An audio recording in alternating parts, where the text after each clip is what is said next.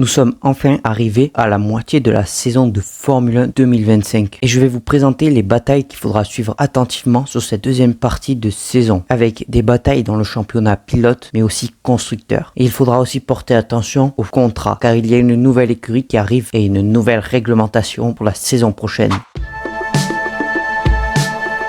La première bataille qu'il faudra suivre, ce sera la bataille pour le titre pilote entre Lando Norris et Oscar Piastri, qui s'annonce très intéressante. Déjà, Verstappen l'a annoncé aux médias, il est trop loin maintenant pour se battre pour le titre pilote, car il a une voiture beaucoup moins performante que la McLaren. La bataille sera donc interne dans l'écurie McLaren. D'un côté, nous avons Lando Norris, énormément critiqué sur son mental après avoir fait de nombreuses erreurs, comme un crash au Canada. Beaucoup l'ont supprimé dès le début de la saison, en pensant qu'il n'était pas assez performant mentalement pour aller gagner un titre. Mais sur ces derniers Grands Prix, il a montré de très bonnes choses. En Autriche, il a été meilleur qu'Oscar Piastri et a tenu la pression du pilote australien. Et à Silverstone, il n'a pas fait d'erreur, comparé à Oscar Piastri, qui lui a fait un superbe début de saison en impressionnant tout le monde. Il allait chercher de nombreuses poles et de nombreuses victoires. Il a fait très peu d'erreurs et s'est battu intelligemment avec ses adversaires. Mais au Grand Prix de Silverstone, il a fait une erreur qui lui coûte la victoire. Et on voit que cette bataille va être au pilote le plus parfait, celui qui fait le moins d'erreurs et qui arrivera à tirer le maximum de la voiture. Pour l'instant, Oscar Piastri est en avance sur Lando Norris au championnat, avec 8 points d'avance.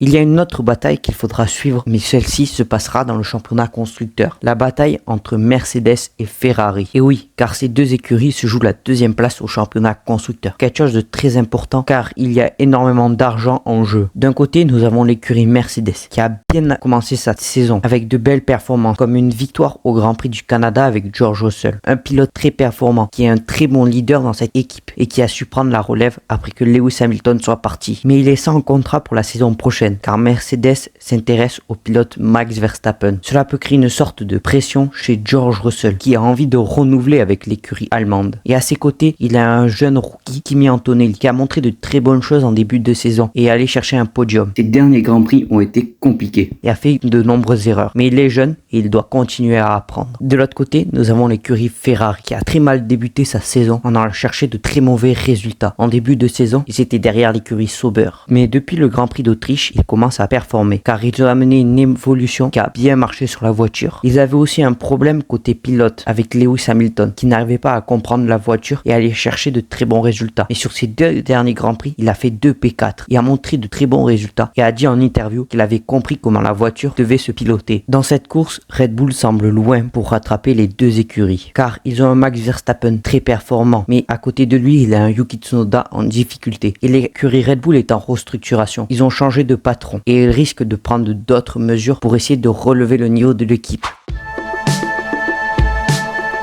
Il y a une dernière bataille qui risque d'être intéressante au championnat constructeur. Une bataille entre l'écurie Williams et l'écurie suisse Sauber. D'un côté, nous avons l'écurie Williams qui a perdu du rythme par rapport au début de saison où ils allaient chercher de très bons résultats comme des P5. Leur fiabilité a été remise en cause avec un double abandon au Grand Prix d'Autriche et 3 abandons de suite pour Alex Albon. Mais ils ont encore un bon matériel et peuvent encore aller chercher des points comme au Grand Prix de Silverstone. Mais face à eux, ils ont l'écurie Sauber qui remonte au classement constructeur. Depuis le Grand Prix d'Espagne, Nico Hülkenberg n'a plus quitté les points. Il a fait de superbes remontées. Et à côté de lui, le rookie Gabriel Bortoleto commence à performer et à aller chercher les points nécessaires pour son écurie. Pour cette bataille, il y a des écuries qui peuvent être surveillées, comme Aston Martin qui peut performer avec Fernando Alonso et Lance Stroll, même si le pilote canadien n'est pas le meilleur pilote sur la grille. Il y a aussi VCARB, constitué de 2 rookies, mais qui performent énormément et vont chercher de très bons résultats, grâce à Isaac Hadjar et Liam Lawson. Et enfin, il y a Haas, qui pour moi auront du mal à remonter car ils ont beaucoup de problèmes en qualification, mais en course, ils arrivent à performer.